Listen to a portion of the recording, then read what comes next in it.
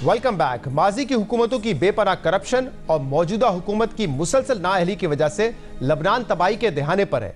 वो मुल्क जो 60 और 70 की दिहाई में इस कदर तेजी से तरक्की कर रहा था कि उसे बैंकिंग और फाइनेंस की दौड़ में इस खित्ते का लीडर तस्वर किया जाता था। ये वो मुल्क है जिसका दारुल हुकूमत कुछ दिहाइयों पहले तक इतना खुशहाल था कि आज इसे दुबई की मौजूदा खुशहाली से तशबीह दी जाती थी। मगर आज ये मुल्क करप्शन और नाअहली की वजह से दिवालिया हो चुका है। इस मुल्क को अब फेल्ड स्टेट करार दिया जा रहा है। ये वो मुल्क है जिसकी साहिलों पर कुछ दिहाइयों पहले तक यूरोपीय ममालिक से लोग छुट्टियां मनाने आते थे, मगर आज इस मुल्क के मुख्तलिफ शहरों में पुरतशद्दुद मुजाहरे जोर पकड़ते जा रहे हैं। पूरा हुकूमती और सियासी निज़ाम इसके लपेट में आ चुका है। करप्शन और नाअहली किस तरह एक खुशहाल मुल्क को तबाह कर सकती है, तबाही के दहाने पर पहुंचा सकती है, लबनान इसकी सबसे बड़ी मिसाल बनता जा रहा है। जहां कई सालों से जारी हुकूमती करप्शन और मौजूदा हुकूमत की संगीन कोताहियों और नाअहली की वजह से मुल्क इस वक्त दिवालिया हो चुका है। ये वो वक्त है जब लबनान की आधी से ज्यादा आबादी गुर्बत की लकीर से नीचे जिंदगी गुजारने पर मजबूर है और अगले कुछ महीनों में यह तादाद 75% तक पहुंच सकती है। लबनान में पिछले 7-8 सालों से माशी हालात बद से बदतर होते जा रहे हैं। कोरोना वायरस की वजह से जो बहरान है वो मजीद संगीन हो चुका है।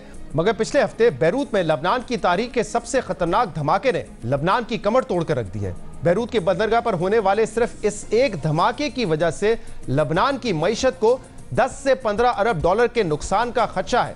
इस हादसे के नतीजे में अरबों डॉलर के नुकसान के अलावा 160 अफराद भी मारे गए हैं। लबनान की हुकूमत ने धमाका खेज मवाद के मामले को जिस तरह डील किया है और जिस तरह इस मामले में लापरवाही बढ़ती है, इसको लेकर अवाम में गम और गुस्सा इंतहा पर पहुंच चुका है और पिछले 48 घंटों में लबनानी शहरी मुख्तलिफ शहरों में हुकूमत के खिलाफ सड़कों पर एहतजाज कर रहे हैं, सड़कों पर आ चुके हैं।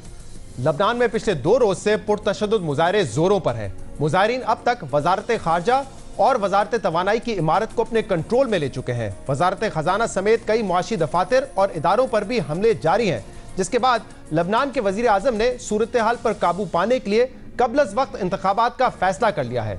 लबनान के वजीर आजम नए इंतखाबात की बात तो कर रहे हैं, मगर अवाम कोटा सिस्टम और फिरका वारियत पर मबनी पूरे सियासी निज़ाम को लपेटने की बात कर रहे हैं। अवाम के मुताबिक ये सियासी निज़ाम नाअहली और करप्शन को जन्म देता है और इसी निज़ाम की वजह से करप्ट और नाअहल क़यादत सामने आती है। लबनानी अवाम का कहना है कि लबनान के सदर की नाअहली की वजह से बैरूत में खतरनाक धमाका हुआ।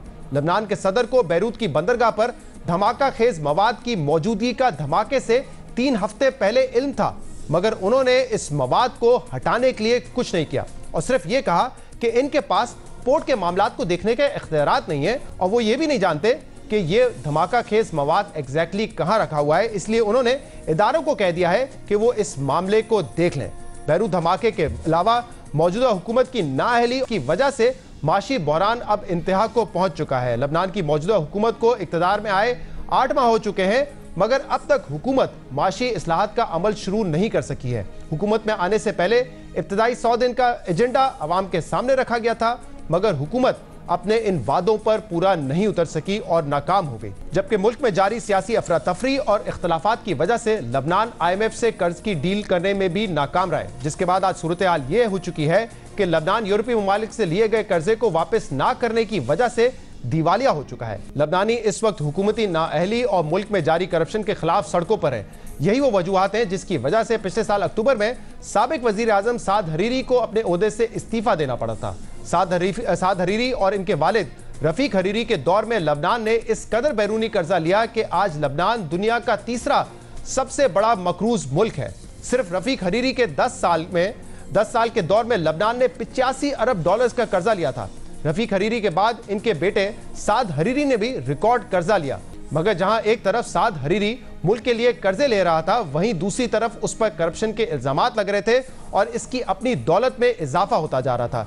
2018 में वो 1.5 अरब डॉलर के मालिक बन चुके थे और इसके अलावा 2019 में उन पर यह इल्जाम भी लगा था कि उन्होंने जनूबी अफ्रीका की एक मॉडल को $16 मिलियन बतौर तोहफा दिया।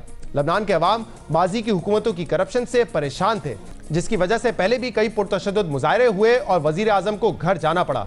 लबनान में आज भी अवाम करप्शन से तंग तो है, मगर हुकूमती नाअहली इससे बड़ा मसला बन चुकी है। करप्शन और नाअहली किस तरह एक खुशहाल मुल्क को तबाह कर सकते हैं, लबनान इसकी सबसे बड़ी मिसाल है। प्रोग्राम में शामिल करेंगे एक ब्रेक और उसके बाद हम मजीद बात करेंगे। हमारे साथ रहिएगा।